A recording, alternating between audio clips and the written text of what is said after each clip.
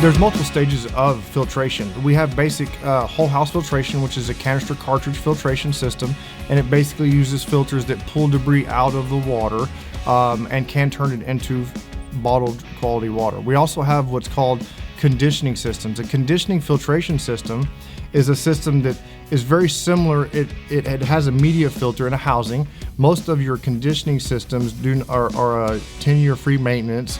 They have a built-in media in the housing, so there's no changeable cartridge, and they're usually maintenance free for the most part. I do a lot more filtration systems, softening systems. They're out there, but they're not as common. Biggest for me is how the water tastes. Here in Frisco especially, people complain about the chlorine in the water.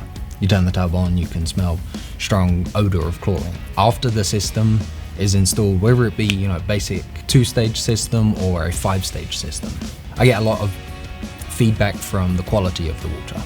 It may not be soft, but there is a big difference in the feel of it, the smell of it, the taste of it. Mainly, biggest thing I hear is the taste. And then you have your softening, which uses salts or silicas to soften the water. So there's 3 different stages of that.